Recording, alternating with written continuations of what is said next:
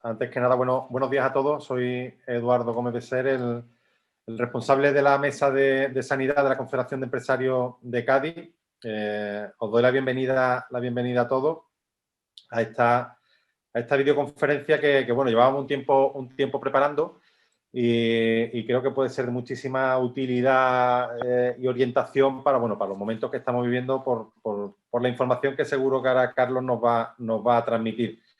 Quiero recordar que esta webinar es gracias a la colaboración también de la Diputación de Cádiz, en particular del área de coordinación, desarrollo estratégico y producción y social de aquí de la Diputación de Cádiz. Y bueno, voy a pasar a presentar a Carlos, que nos acompaña hoy, que va a darnos una diserción de cómo está la sanidad hoy en día y el enfoque del público-privado. Carlos Ruz Palacio es licenciado en Derecho por la Universidad de Navarra y diplomado en Dirección de Empresas por el Instituto Internacional San Telmo. También realizó en el año 2020, creo recordar, Carlos, sí, que cuando coincidimos los dos, un programa de alta dirección del sector salud en San Telmo. Es gerente de la Federación Nacional de Clínicas Privadas desde el año 2011 hasta la actualidad. Fue secretario general de ASPE, que es la patronal del sector sanitario del privado. ASPE realmente es la Alianza de la Sanidad Privada Española, ¿no, Carlos? Sí. Sí. Fue secretario desde el año 2016 hasta el 2019 y desde el 2019 a la actualidad pasó al cargo de presidente. Carlos lleva toda la vida metido en el sector sanitario, como habéis podido ver, y es un grandísimo conocedor de cómo se mueve todas las decisiones sanitarias, y yo creo que tenerlo aquí hoy es un auténtico lujo, Carlos. Agradezco el esfuerzo que realizas por tener este ratito con nosotros. Sabemos que estos días de COVID tienes llamadas de 1000 tipos y reuniones de altísimo nivel. Os sonará familiar la cara porque los últimos meses yo te he visto más por las televisiones y los telediarios que en persona, defendiendo los intereses del sector sanitario y poniendo el punto de vista que en estos tiempos de COVID ha sido tan complejo, tan difícil, y donde además yo creo que gracias a la labor que habéis hecho había que tener también un punto de vista no político de lo que había que hacer con todo esto que hemos vivido durante estos días. No me quiero alargar más, aquí el protagonista es Carlos. Carlos, bienvenido, gracias de corazón y el aula es tuya. Perfecto. Bueno, pues buenos días a todos. Yo me gustaría agradecer a la Confederación de Empresarios de Cádiz, a Eduardo, a Manuel, esta invitación. Como dice Eduardo, yo llevo ahora pues prácticamente año y poco de presidente de ASPE, donde estuve muchos años como secretario general, y en noviembre de 2019 pues me presenté a las elecciones y es la primera vez que hay una presidencia ejecutiva en esta asociación, que también fue una petición de miembros de su junta, y como veis pues fue un momento especialmente complicado quizás para empezar una presidencia que empieza en noviembre, y ya en febrero pues empezamos con toda esta historia del COVID, y quizás pues ha sido pues un máster también en muchos sentidos, ¿no? Hemos llevado, yo creo, un nivel de interlocución muy bueno, tanto a nivel institucional como a nivel político y a nivel mediático, como resaltaba también Eduardo, y ha sido un año pues de intentar poner en valor cuál ha sido la actividad y el papel que ha tenido la sanidad privada y cuál es el que tiene, ¿no? Y yo creo que es muy importante cuando se habla de sanidad privada, pues porque muchas veces somos piedra arrojadiza, ¿no? Muchas veces somos una piedra fantástica para que los partidos jueguen con nosotros y para que se utilice quizás muchas veces entendiendo que vamos en detrimento de la pública.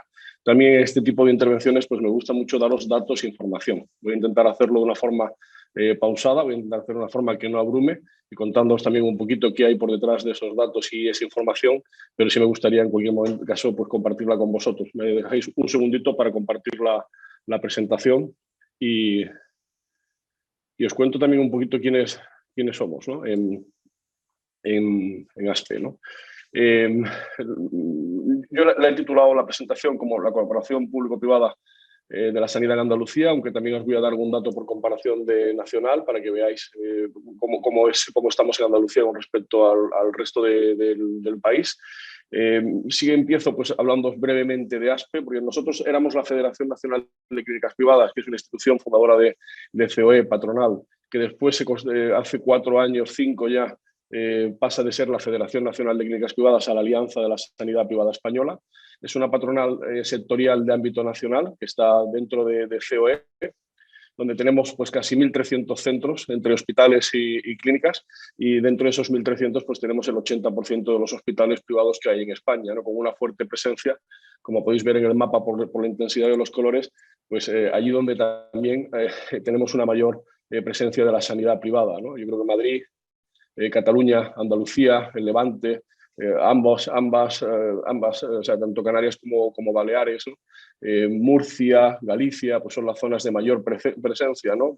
País Vasco, ya luego en menor medida pues también La Rioja, Aragón, pero bueno, veis un poquito la presencia de la sanidad privada, por casualidad o no, porque yo creo también donde existen los mayores núcleos de población coincide mucho también con áreas turísticas, ¿no? En el mapa, sería un mapa bastante similar, ¿no? Tenemos territoriales tanto en Cataluña como en Madrid, en Andalucía, tenemos en País Vasco, en Galicia, en Baleares, Murcia.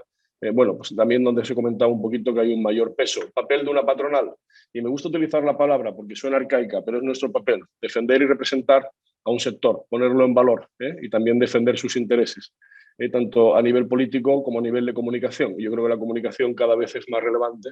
Como decía Eduardo, últimamente hemos tenido la posibilidad pues, de ser más escuchados, y por supuesto pues hemos dado la cara pues, para contar un poco qué es lo que estábamos haciendo, para contar nuestro punto de vista, y desde un punto de vista, por supuesto, no político, sino de gestión, ¿no?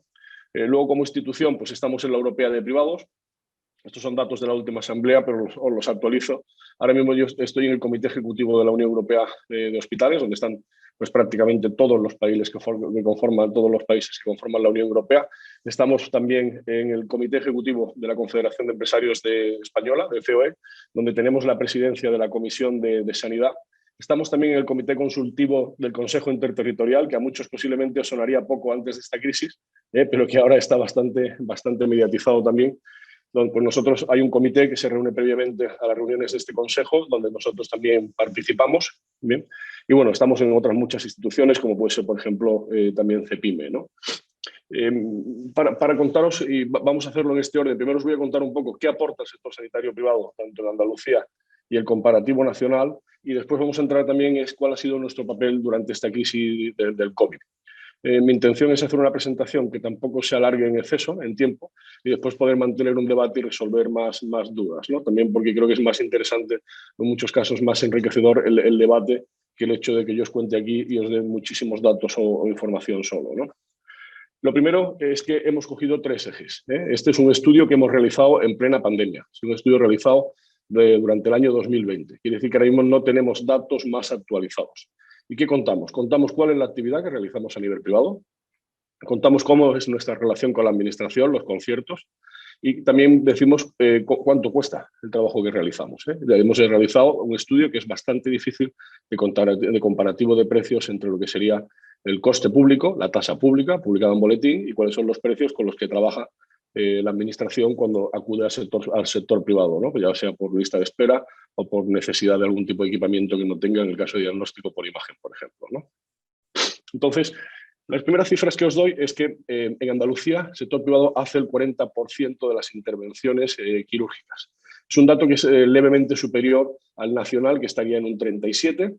Hacemos el 32% también de las altas y el 28% de las urgencias. Bien, en altas estamos también más o menos igual a nivel nacional, que estaría en un 30%, y en urgencias estamos un poquito por debajo. Ellos están en el 30%. Pero como veis, son cifras que son bastante comparables con lo que hace la sanidad privada a nivel nacional, y que yo creo que para muchos de vosotros igual incluso puede ser un poco sorpresivo, ¿no? Pero dice, sí, pero el 40% de todas las intervenciones quirúrgicas que se hacen en España se hace en el ámbito privado, y el 40% de estas intervenciones en Andalucía también las realiza el ámbito privado. Tenéis luego también otros datos, como serían las consultas, que se hacen un 25%, las estancias un 22%, o los partos, donde llevamos a cabo casi el 21%, ¿no? Aparte de esta actividad asistencial, que podemos decir que es la actividad asistencial más básica, intervenciones, altas, urgencias, consultas, otro apartado que es muy relevante sería también el del diagnóstico por imagen. Aquí hemos hecho un pequeño salto para poder tener un comparativo que sea un poco más significativo, bien, donde hemos comparado cómo ha ido el 2013 con respecto al 2016, donde veis que es una etapa posterior a la crisis, donde se da un crecimiento en torno a 2 puntos en la mayoría de los campos. Estamos en crecimiento, bien, algunos resalta más como las consultas, que hemos incrementado un 5, y después tenemos una variación 2016-2017, donde estamos prácticamente igual. Hay disminuciones negativas de menos de medio punto en la mayoría de los casos y un crecimiento fundamentalmente en las altas. En diagnóstico por imagen, y esto también es un dato llamativo, pues en Andalucía realizamos el 41% de las resonancias magnéticas, el 18% de las mamografías y el 17% de los TAC. A nivel nacional, por daros un dato, pues hacemos el 44% de las resonancias magnéticas y estamos también por encima tanto en las mamografías, que serían un 34%, como en los TAC, que serían un 22%. Pero bueno, son cifras que yo creo que siguen siendo igualmente significativas, y también tenéis pues el caso de los SPECT o los PET o la angiografía digital, que cuál es la aportación que haría la sanidad privada. Y respecto también a otra serie de tratamientos, quizás de mayor complejidad, y donde poco a poco vamos ganando también peso, como puede ser el caso de estudios de hemodinámica o tratamientos de radiología intervencionista, o uno de los grandes retos que yo creo que también tenemos a futuro, que es la hospitalización en domicilio. Pues bueno, son segmentos donde vamos ocupando cada vez un peso mayor, pero como veis, pues también tenemos, yo creo que un peso que es importante, ¿no? Con el 15%, por ejemplo, de los estudios de hemodinámica, o casi el 10% de los tratamientos de radiología intervencionista. Y esto es para que tengáis algunos datos en cuanto a lo que sería la actividad. En el segundo apartado, que sería en referencia a los conciertos, lo primero que me gustaría es, aquí depende de cómo se dé la información, tenemos un titular en prensa u otro. Yo me gustaría daros todos los datos para que tuvierais una foto pues, lo más clara posible, ¿no? Entonces, el primer dato sería que Andalucía gasta 425 millones de euros en conciertos. Esto es un porcentaje de 4,2% de gasto sanitario y un gasto por cápita de 51 euros. Bien. Si atendemos a la cifra de millones de euros, Andalucía es de las comunidades autónomas que más gasta en concierto de toda España. Si atendemos a la cifra del porcentaje de gasto sanitario, es un 4,2%. Para que os hagáis una idea, a nivel nacional está en el 11%. Andalucía estaría en una de las comunidades autónomas que menos porcentaje de presupuesto destina a gasto sanitario. Si vamos al gasto por cápita, el gasto que Andalucía invierte por cada uno de sus habitantes en conciertos de 51 euros, Andalucía estaría entre la última y la penúltima. ¿Bien? Quiere decir que, siendo una comunidad autónoma donde tenemos unas magníficas relaciones, donde hay una voluntad de colaboración público-privada, pues yo creo que importante, pues todavía tenemos muchísimo camino que recorrer, ¿no? Para que os hagáis una idea también de cuando hablamos de la partida de conciertos, yo creo que es importante desglosarlo. ¿Por qué? Porque habitualmente en los conciertos tenemos, por ejemplo, también incluido el transporte sanitario, que es un concierto y que es colaboración público-privada, que no lo niego, pero el transporte sanitario ya ocupa un 30%, casi un 31% de ese presupuesto. Bien, lo que serían conciertos con instituciones, con entidades privadas, están en el entorno del 40%. La diálisis, que siempre es un campo donde hay una alta colaboración público-privada en España, en casi todas las comunidades autónomas, se lleva un 15% del presupuesto de conciertos. Otras asistencias sanitarias con especialistas está en el 10%, diagnóstico se lleva el 5%, transporte sanitario está en un 30%, y después ya tenemos otros que se llevan pues prácticamente un 0,3%. Bien, yo creo que son cifras que son importantes y es significativo, y también se da siempre el caso de que el transporte sanitario, que siempre se hace por modelos de colaboración público-privada, pues tiene un porcentaje de la colaboración o del concierto en torno al 30-33% del presupuesto de cada una de las comunidades autónomas que destina a esta partida. Y luego vamos a hablar también de cuál es la situación que tiene ahora mismo Andalucía en lista de espera. Estos son datos de 2019, que son los últimos datos que publica el Ministerio, aunque ahora os podría facilitar también alguna información de 2020. Bien, aquí hay un cambio de criterio que coincide con los cambios de gobierno, donde la forma en la que Andalucía contaba la lista de espera era distinta que en el resto de España. Al entrar en el gobierno, pues los nuevos partidos que están actualmente gobernando en Andalucía, se coge el criterio nacional y entonces vemos que la lista de espera pasa de 67.000 en 2017 a 143.000 en 2018. Bien, ese crecimiento tan exponencial que veis es simplemente por el cambio en el modelo de cómputo de las listas de esperas, ¿no? ¿Qué ha pasado durante este año COVID? Bien, la única comunidad autónoma que ha puesto en marcha un plan específico de choque para disminuir la lista de espera durante este periodo de COVID ha sido Andalucía. ¿Qué es lo que ha ocurrido con la lista de espera en España? Pues fundamentalmente que no ha crecido en personas. ¿Por qué? Porque como la actividad a nivel hospitalario ha bajado muchísimo, pues ha habido muchas menos consultas, muchos menos diagnósticos. Tenemos a muchos pacientes que estarán mejor o peor, pero que están en sus casas y que no han sido diagnosticados. Por lo que el crecimiento de la lista de espera fundamentalmente se ha ido al incremento en días y no en personas. En Andalucía yo os puedo decir, porque además he participado directamente en las conversaciones con la consejería, que se ha derivado lista de espera aquello que estaba fuera de lo que es la ley de garantía, en primer término, pero posteriormente, habiendo todavía capacidad, se han derivado incluso procedimientos que todavía no estaban fuera de ley de garantía. Quiere decir que yo creo que se ha hecho un esfuerzo importante y se sigue haciendo porque a la vuelta a la normalidad no nos encontremos con un sistema público, un sistema sanitario tanto público como privado, que se encuentre saturado por el cambio de situación. Y otra cuestión que yo creo que también es muy relevante es decir, oye, y cuando trabajáis para la pública, ¿cuánto cuesta? ¿Cuánto cuesta la administración? Entonces, os cuento un poco porque elaborar esta tabla no es nada sencillo. ¿Bien? El precio público es el precio que el Ministerio publica como de coste que debería de tener un tratamiento para una entidad pública en España. Ese precio es un precio público de referencia que da el Ministerio. Y nosotros hemos tenido en este caso en cuenta el precio que la Comunidad Autónoma de Andalucía establece en boletín oficial que le cuesta a sus procesos. Después tenéis el precio medio concertado, que hemos hecho un estudio, pues haciendo una encuesta a los principales centros hospitalarios que hay en Andalucía y nos han dado con qué precios trabajan en cada uno de estos tratamientos. ¿Y por qué estos tratamientos hemos cogido? Por dos razones. Primero, porque son los tratamientos más habituales de colaboración público-privada a nivel nacional. Se dan prácticamente en todas las comunidades autónomas y esto nos ayudaba pues, a hacer un comparativo donde pudiéramos comparar pues, entre distintas comunidades y poder saber cuál era la situación entre una y otra comunidad autónoma a nivel del Estado. Y veis un poco la diferencia de precio entre lo que sería el precio público y el precio medio concertado.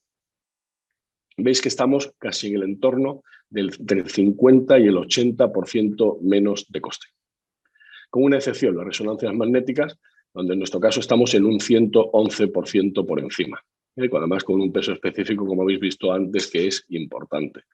Bien, estos son cifras públicas. Es un estudio que podría realizar cualquier persona y no hemos acudido al boletín donde se establecen los precios exclusivamente de colaboración público-privada, sino que hemos acudido también, porque eso es un precio máximo de referencia, sino que hemos acudido a los acuerdos firmados entre los distintos grupos o centros hospitalarios y la administración. Es decir, que tenemos la información no orientativa, sino la información cierta. Bien, yo creo que con este tercer bloque, haciendo un pequeño resumen, lo primero que veríamos es que el peso específico del sector sanitario privado en actividad es relevante, es bastante relevante. Segundo es que dentro de lo que sería conciertos, la Administración tiene todavía un campo de crecimiento en Andalucía muy grande, somos prácticamente los últimos en gasto por ciudadano o en porcentaje también de presupuesto que se destina, y luego que en la relación económica, que yo creo que es tremendamente relevante, pues estamos a un nivel pues en el entorno del 50-60% por debajo del precio público de forma bastante general, ¿no? Vámonos al comparativo nacional, para que veáis otras situaciones, porque la de Andalucía es especialmente llamativa en cuanto a los precios. Fijaros un poco el comparativo si cogemos la catarata. Pues Andalucía está en un 69% con respecto a la media nacional, Islas Baleares estarían en un 12%, Comunidad Valenciana en un menos 26%, Galicia un menos 57%, Madrid un menos 12%, País Vasco un menos 37%. ¿Qué ocurre? Tenemos una disparidad de criterios tremenda. Si veis en País Vasco, sobre el precio público se hace un descuento al privado del 37%. ¿Qué quiere decir? Que el concierto que se hace para cualquier tipo de procedimiento quirúrgico en el País Vasco es el público menos un 37%. En el caso de Andalucía no tiene esa homogeneidad. El caso de homogéneo que también se da, por ejemplo, en Canarias, donde sobre el precio público pues el descuento más o menos es de un 20%. Entonces hay bastante disparidad, pero veis que de forma general el comparativo de precios, salvo por ejemplo la colicestomía laparoscópica, que en Baleares está en un 3%, o en el caso del TAC en el País Vasco, que está por encima en un 17%, o la resonancia en Andalucía, que está por encima en un 111%, el coste de la colaboración público-privada es significativamente inferior con lo que sería la tasa pública. En otros procedimientos complejos, como la artrodesis vertebral, por ejemplo, pues veis que estamos en 21, 39, 31, 8, 37% por debajo. Y esto sería un poquito la parte en la que lo que he pretendido ha sido transmitiros datos e información de cuál es el peso específico de lo que la sanidad privada aporta en Andalucía y que tuvierais también en cierta medida el comparativo a nivel nacional, ¿no? Igualmente, me gustaría pues, resaltaros cuál ha sido nuestro papel durante los principales meses de confinamiento. Nosotros actualmente estamos finalizando un estudio, que ya le comenté a Eduardo, que si lo veis conveniente, pues una vez que lo tengamos, nos podemos volver a mantener una reunión donde os demos esos resultados. En ese estudio estamos viendo cuál es el impacto del COVID durante todo el año 2020. Pero ahora mismo lo que os voy a mostrar es cuál ha sido el impacto del COVID durante los peores meses de la pandemia, aquellos meses en los que estuvimos confinados, ¿no? Disculpadme. Entonces, a nivel de actividad, digamos, esto está dividido en 4 apartados. El primero sería actividad. Nosotros hemos atendido en Andalucía durante los meses de marzo y abril el 26% de las hospitalizaciones y el 22% de los casos ingresados en UCI. Son casos que en porcentaje, por ejemplo, están por encima de Madrid.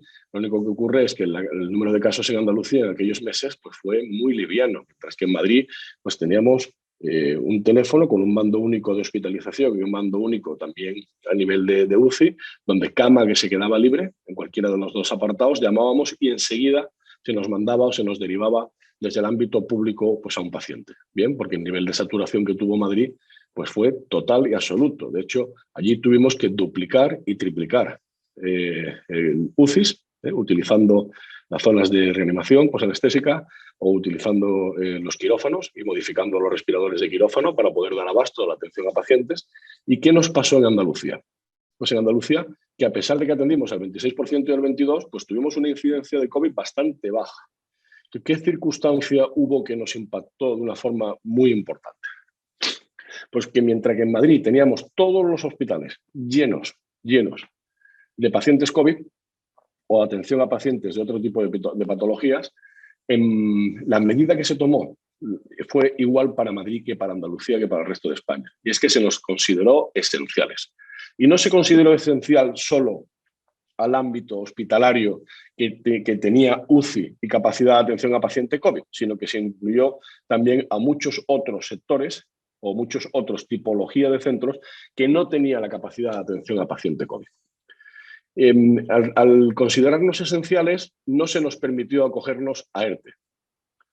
Entonces, mientras que en Madrid estábamos pues, en esas circunstancias, desbordados, ¿qué nos pasaba en Andalucía? Pues que en la inmensa mayoría de los casos teníamos a los hospitales llenos de profesionales sin capacidad de adaptarnos a las circunstancias y, sin embargo, pues absolutamente o prácticamente vacíos de pacientes.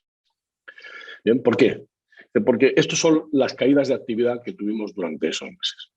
La actividad quirúrgica cayó un 40% en marzo y hasta el 86% en abril. Pruebas diagnósticas un 38% y un 72%. Las urgencias un 50% en marzo y un 76% en abril. Las consultas 35% y 67%. Bien, estos son actividades que no están directamente relacionadas con el COVID, pero aquella que sí lo están, como es los ingresos hospitalarios, pues también cayeron hasta un 59%, las determinaciones de laboratorio cayeron hasta un 58% y los ingresos en UCI también cayeron un 40%. Estos son datos que en el comparativo nacional son bastante similares. Quiere decir que, salvo aquellas zonas donde hubo un altísimo impacto COVID, como pudo ser en Madrid, o en Barcelona, en La Rioja, en País Vasco, en las zonas más aledañas a Madrid, en el resto, pues estábamos pendientes, preocupados, pensando que lo que iba a pasar en Madrid iba a pasar semanas más tarde en el resto del país, pero no llegó. No llegó y entonces el impacto que hemos tenido pues, ha sido muy importante porque, como veis, nuestra actividad cayó de una forma alarmante. Empezamos a recuperar un poco de actividad en mayo, pero recordar que todavía había miedo de acudir a un centro sanitario. Fuimos creciendo paulatinamente hasta agosto.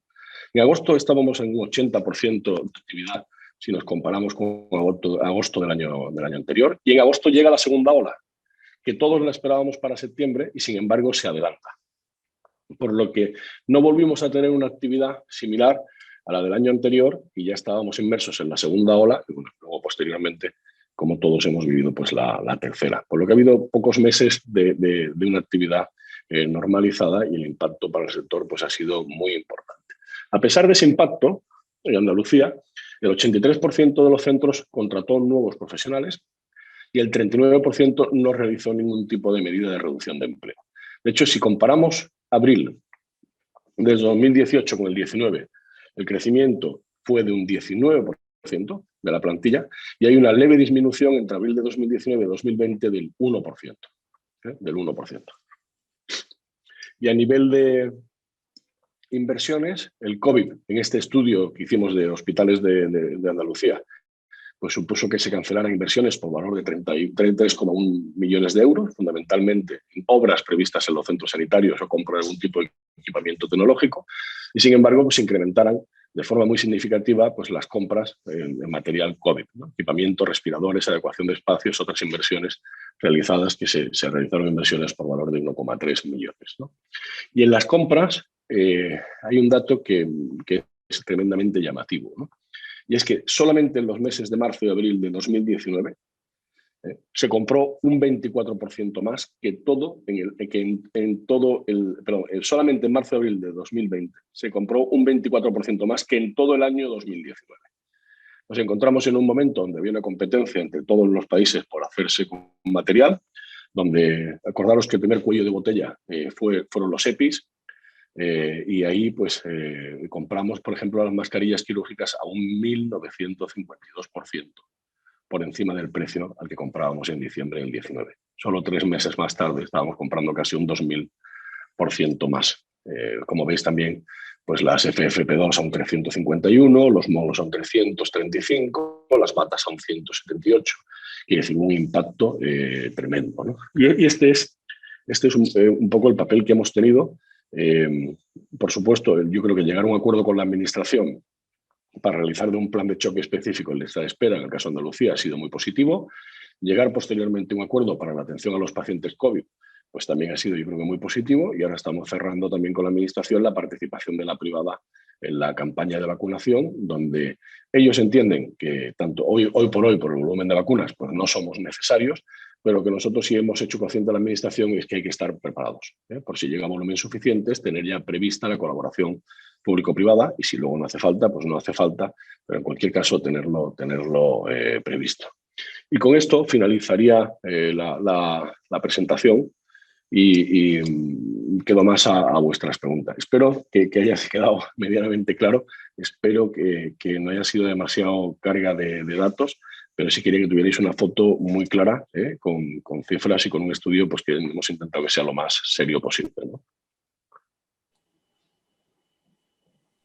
Muchas gracias, Carlos.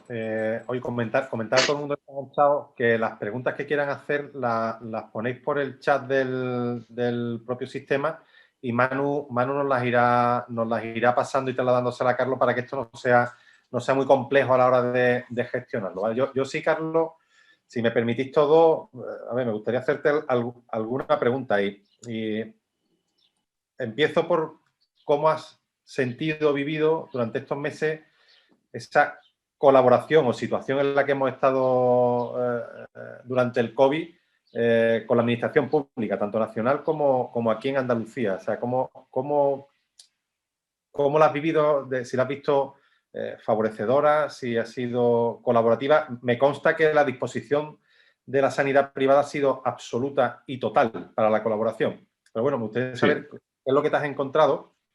Y segundo, ¿qué es lo que prevé que vaya a ocurrir en un futuro? En este sentido, una vez que pase el COVID, es decir, si hemos tenido mejoras, ¿prevés que se queden o no se queden?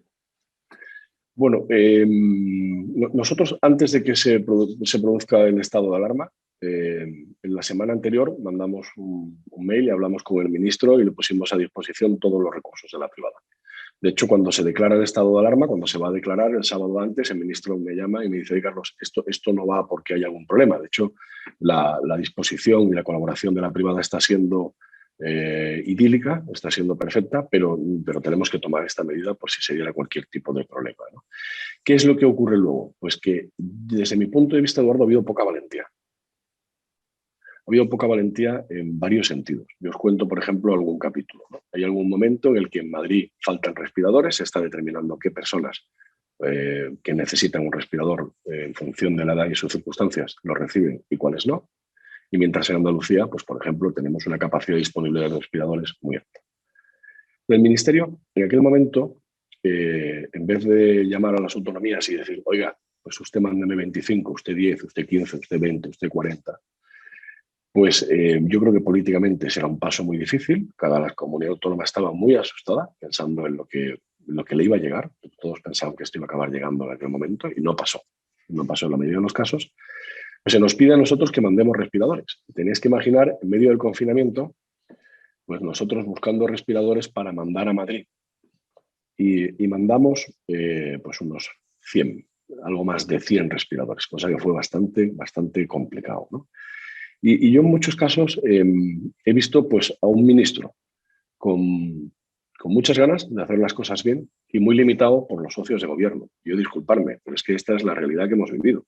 O sea, nosotros, cuando se dice que cierta tipología de centros si tiene que ser considerada esencial, tú dices: oiga, usted, a una clínica pequeña, oftalmológica, dental o de otro tipo, que no atiende urgencias, deje usted que haya un teléfono, que el paciente pueda llamar, que se concerte una cita y que se abra el centro para atenderlo, o que acude a un centro hospitalario que tiene una puerta de urgencias.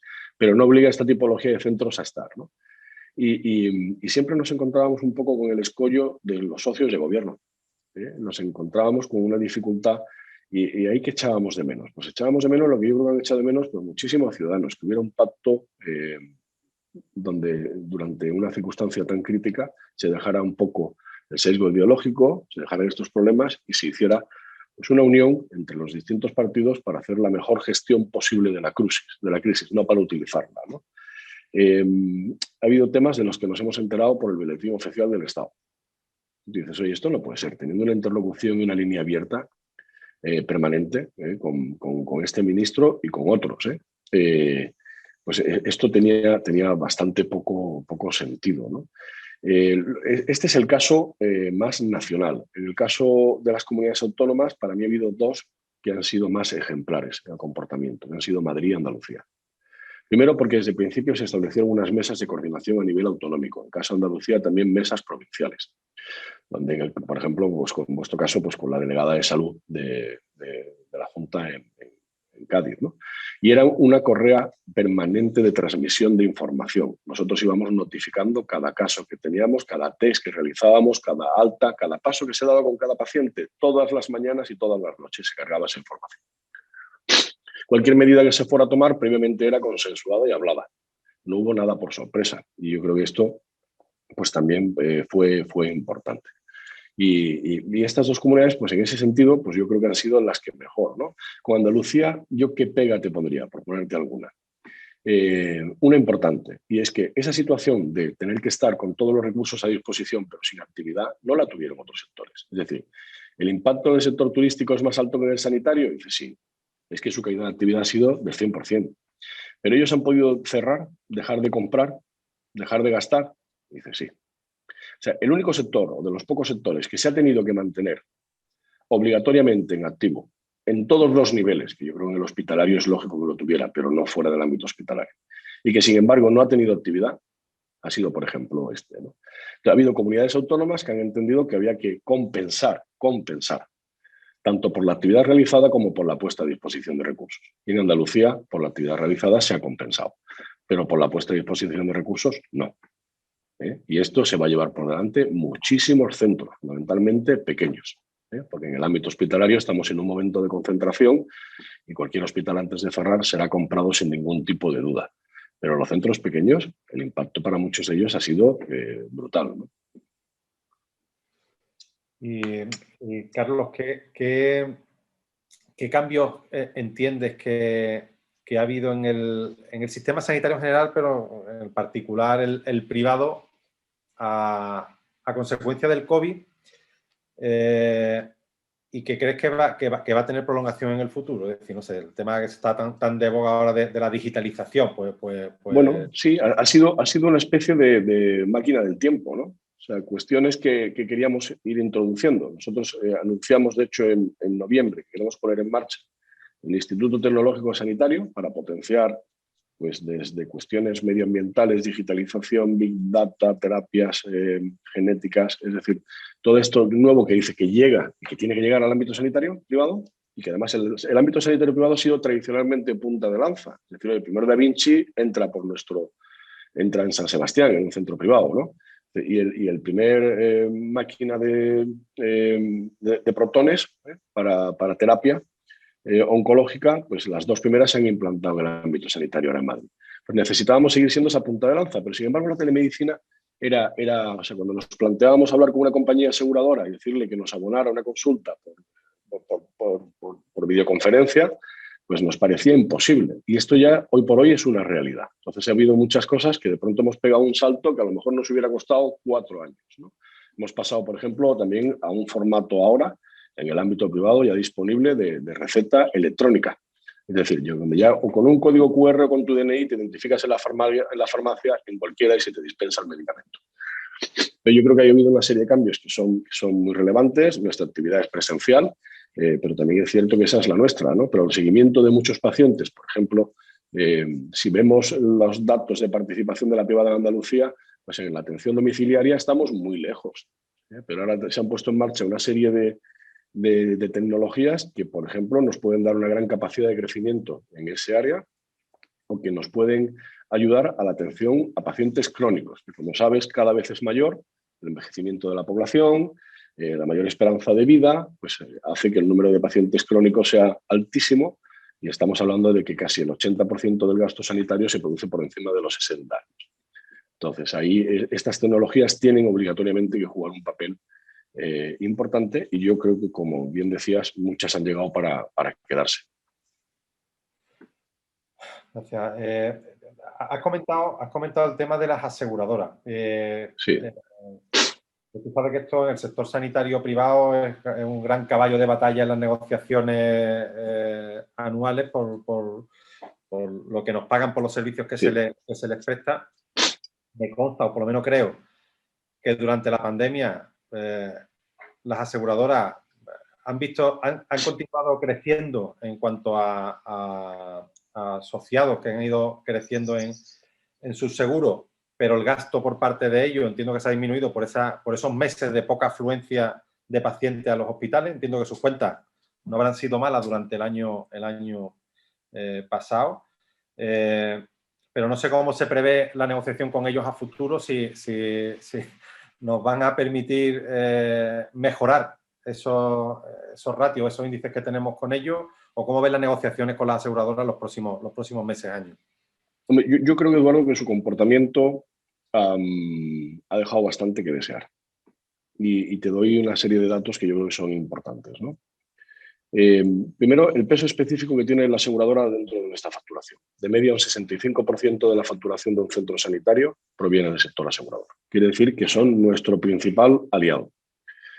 Muy bien hecho el decir, oye, aunque la póliza no lo cubra, voy a atender a los pacientes COVID. Esto está muy bien, ¿no? Oye, y si hay que hacer una prueba PCR a un paciente y tiene una prescripción médica, también la cubro. Y esto también es muy positivo. Pero nosotros, durante el confinamiento, hablo con los principales responsables de compañías aseguradoras. Sabéis que hay 5 compañías que tienen el 77% de la cuota de mercado y 10 que llegan hasta el 88%.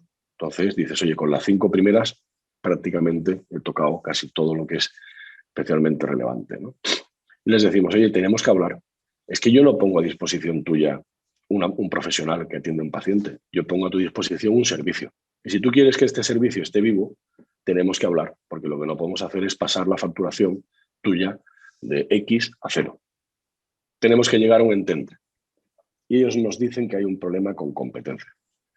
Y entonces yo me pongo en contacto con competencia, les explico la situación y les pido que me habiliten por escrito reuniones con el sector asegurador para establecer que se compense pues pagando un porcentaje de la facturación del año anterior con un descuento. Pero que al menos cubramos gastos y ese servicio que ponemos a su disposición, no solo la atención o el acto sanitario, sino el servicio, pues hagamos que pueda sobrevivir, ¿no? Y competencia, que es bastante complicado que lo haga, nos lo habilita por escrito. Pero en ese momento las compañías aseguradoras se niegan a sentarse. O sea que la excusa de competencia pues era esto, una excusa, ¿no? Y ahí pues lo que sí hacen, que es otro dato, por lo menos es una ayuda, es adelantar dinero, financiar a los centros sanitarios sobre facturación futura. Entendiendo ellos que esto iba a ser, pues aquí había una demanda retenida por estas circunstancias y que cuando se abriera el confinamiento, pero esto no ha sido así. Porque nosotros llegamos a agosto con un 80% de actividad y no hemos recuperado nunca. Y el impacto va a estar entre el 25 y 35% de la facturación del año pasado se ha perdido. Y luego te doy una cifra que ya es pública.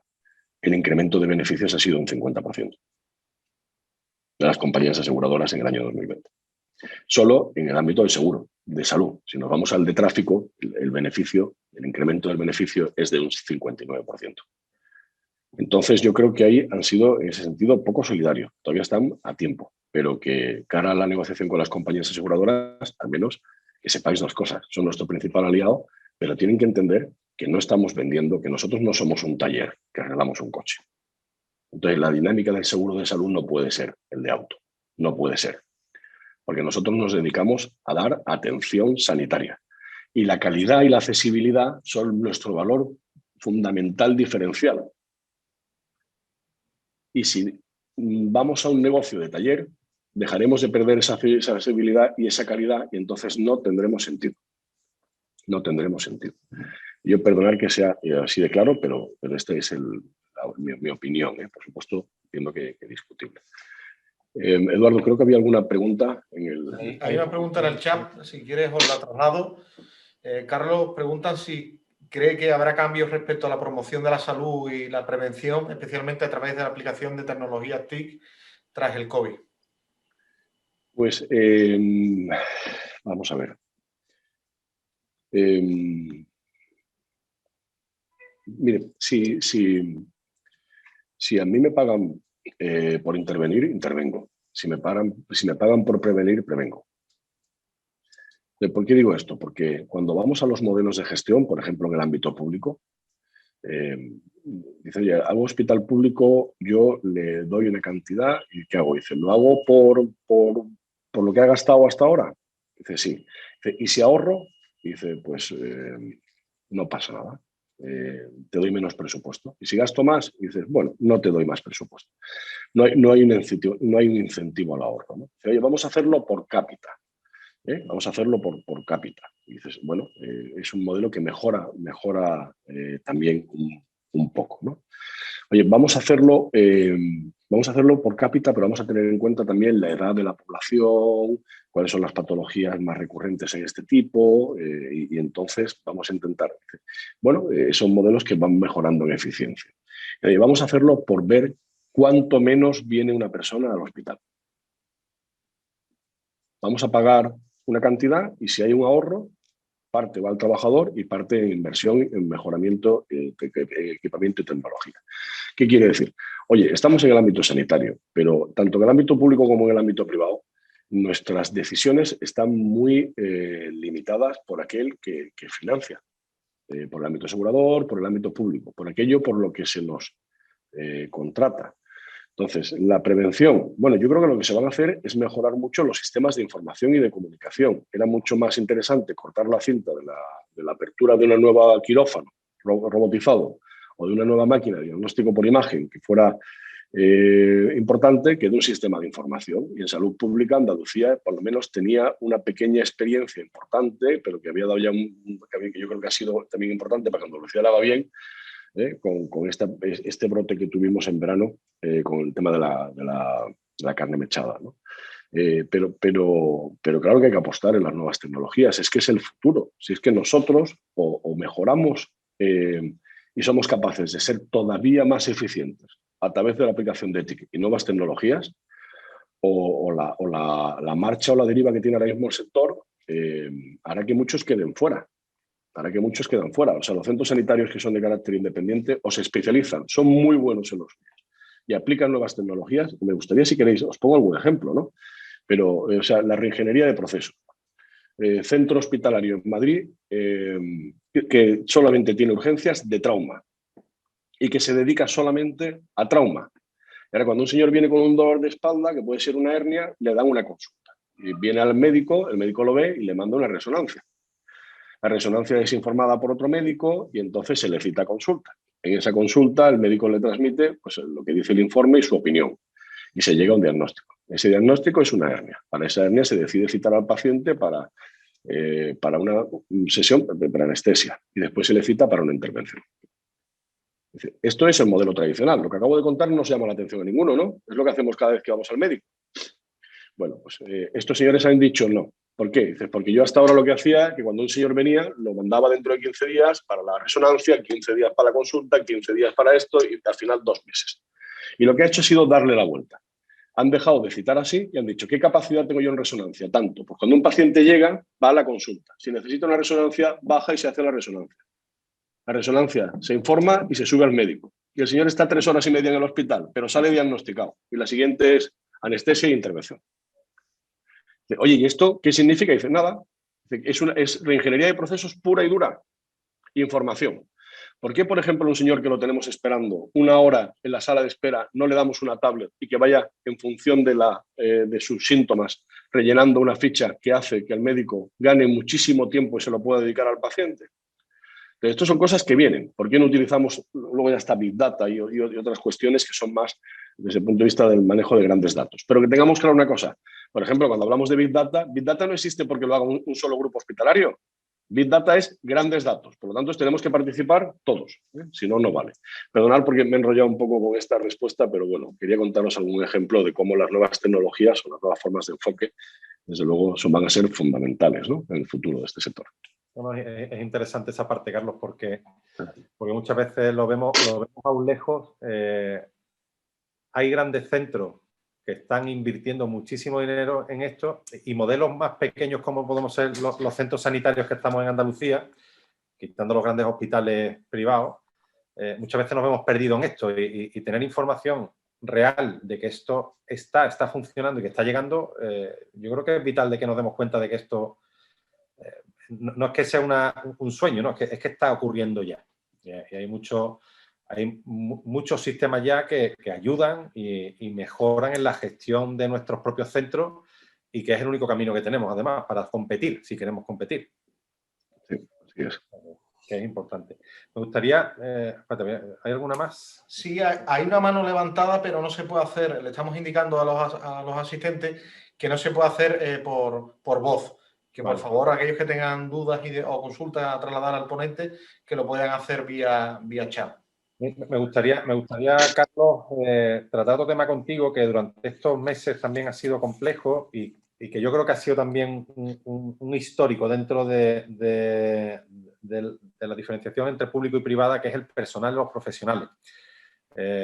Tanto en diferenciación de contractuales como la que hemos vivido durante estos meses de dificultad de acceso a profesionales, por ejemplo, enfermería, sí, por la alta demanda que ha tenido la administración pública en este sentido, que era razonable, pero bueno, que en muchos de los casos ha complicado la situación de los centros privados en este sentido. Sí, bueno, es que si siempre hemos tenido un problema de escasez con ciertas especialidades médicas, por decirte alguna, anestesia, por ejemplo, bien, o pediatría, o cirugía pediátrica. En el tema de enfermería, el problema lo tenemos desde hace mucho tiempo. Y es un problema, Eduardo, para que lo sepáis también, que es nacional. O sea, por ejemplo, ahora tenemos más de 100 camas cerradas en Madrid por falta de personal de enfermería y una situación bastante similar en Ibiza, en Baleares. Y además nos viene la ley de ratios. No sé si estáis informados, pero ahora mismo se está tramitando una iniciativa legislativa que viene por un sindicato que es SATSE, que ha cogido la bandera Podemos y que están intentando establecer unos ratios de enfermería obligatorios. Que, por ejemplo, en quirófano 3. ¿Bien? Son datos que son ratios que una normativa que es tremendamente preocupante por varios motivos, ¿no? Lo primero, porque no tenemos profesionales, no hay forma de cumplirlo. Si es que ya tenemos escasez ahora mismo. Ahora mismo ya nos resulta imposible contratar a personal de enfermería. Tremendamente complicado, ¿no? Lo segundo es porque va a ir en detrimento de otras profesiones. Es decir, enfermería tiene un papel muy relevante, pero hay 20 más que participan también en la calidad y en el tratamiento y asistencia a los pacientes. Luego se está utilizando un comparativo con otros países donde no se tienen en cuenta las auxiliares, que aquí sí existen. Esto está en trámite, ¿eh? Las enmiendas a la totalidad ya han sido presentadas y ahora estamos en plazo de presentación de enmiendas parciales. Y algún centro con el que yo he hablado o grupo, pues algunos valoran el impacto en 5 millones y otros en 120, independientemente de la imposibilidad de cumplirlo. Y no se tiene en cuenta ni las patologías del paciente, ni la tipología de centro, ni incluso la arquitectura. Es que no es lo mismo, los circuitos en uno u en otros. Y es una normativa que además existe ya un ejemplo en Alemania, de donde tenemos un estudio que se implementaron la obligatoriedad de este tipo de ratios y que años más tarde pues, no ha mejorado los resultados en salud. Entonces, yo creo que esto va más en la línea de que tenemos unos profesionales de enfermería que están muy, muy bien formados y que hay que darle cada vez mayores competencias, porque además lo necesitamos por la escasez de otros profesionales, pero no va por la vía de que el único ratio de calidad asistencial sea el número de enfermeros que haya. Importantes, sí, pero suficientes, no. Pero bueno, porque lo sepáis también que esto es una de las grandes preocupaciones que tenemos ahora mismo. Hay otra pregunta en el chat, creo que va referida a ambos, tanto a Carlos como a Eduardo.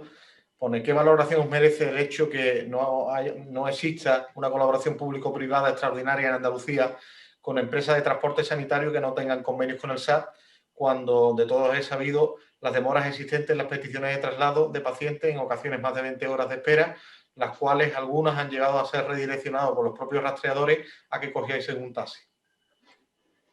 Bueno, me pillas un poco fuera de juego, en cuanto que el mundo del transporte sanitario, algo de información de él tengo, pero no me considero para nada especialista en el mismo.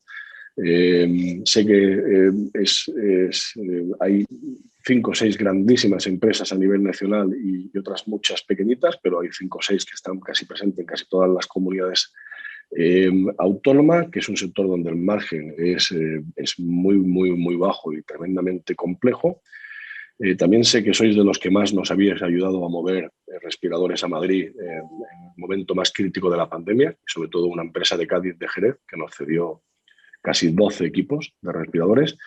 Y sobre el hecho de que en estas circunstancias se haya o no contado más con vosotros por un crecimiento de necesidad, pues yo te animo a que Eduardo te dé mi teléfono, que me llames y que lo hablemos con la consejería. Que nosotros estamos para esto, para defender estos intereses. Y aunque no tenemos empresas hoy por hoy de transporte sanitario dentro de la patronal, pues para mí sois tan sanidad privada como cualquier otro centro, ¿no? Perfecto. Yo creo que nos vamos ajustando a la hora, Carlos. Sí. Sí me gustaría, ya que estás aquí, que os comente un poco qué es lo que hace ASPE y a lo que os dedicáis, ¿vale? Dentro de... Sí. Porque estamos en el ámbito empresarial y, bueno, yo creo que es bueno que sepamos que tenemos representantes y qué actuaciones hacemos.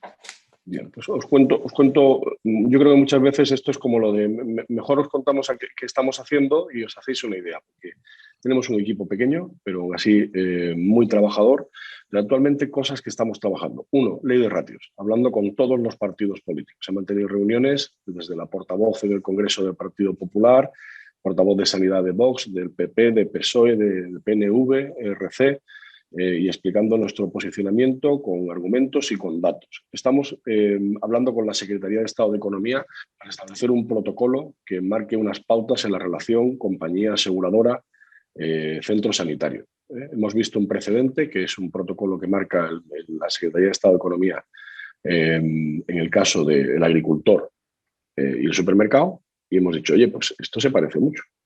Aquí compañía aseguradora, centro sanitario, y hemos implicado a la OMC en ese protocolo, a los médicos, hemos implicado a los pacientes, hemos implicado a enfermería. Y nosotros hemos establecido un protocolo en el que queremos hacer partícipe también al sector asegurador y que marque unas pautas para que esa posición de dominio que se tiene por parte del sector asegurador pues no afecte a la atención al paciente. Y esto en el camino pues, es tremendamente beneficioso para todos, ¿eh? Y también a las condiciones económicas que tienen los profesionales sanitarios, pues, que están muy ajustadas pues, por estas circunstancias. Estamos poniendo en marcha un instituto tecnológico sanitario para ayudar a que los centros de distintos tamaños puedan acceder a esas nuevas tecnologías, que en vez de tener que pagar de forma independiente una consultoría de 120.000 o 2 millones de euros, se haga mediante empresas que se posicionen dentro de ASPE, donde los centros puedan acudir, contar sus inquietudes, que les cuenten qué es lo que ofrece el mercado, que les contemos qué es lo que necesitamos y cómo pueden adaptar sus productos y hagamos esa labor de consultoría internamente. Ahora mismo estamos llegando, por ejemplo, a acuerdos con las universidades como la MIT o como la Universidad de Chicago para llevar formación de ellos de ámbito tecnológico y sanitario a España. Estamos cerrando ese tipo de reuniones. Estamos poniendo en marcha con una empresa que se llama Kunsen un concurso a nivel nacional para que startups jóvenes, que yo creo que tienen una gran capacidad de creación, soluciones que aporten de ámbito tecnológico al sector sanitario, pues vamos a hacer un concurso y de las 45 o 50 empresas nos comprometemos a través de Kunsen a aportarles 50.000 euros para el arranque de la empresa, de aquellas ideas que sean positivas, de manera que potenciemos ese tipo y también podamos dirigir hacia dónde van.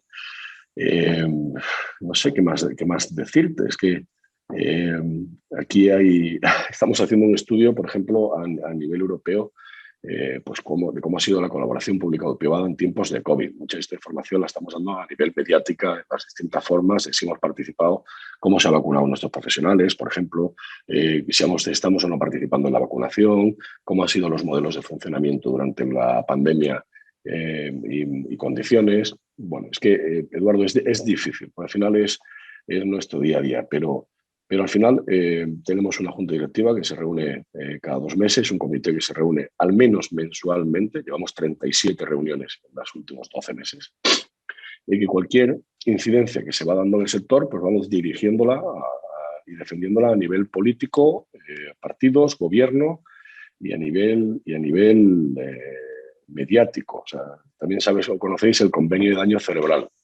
Pues ahora hemos ampliado ese convenio y se va a firmar en breve a lesión medular.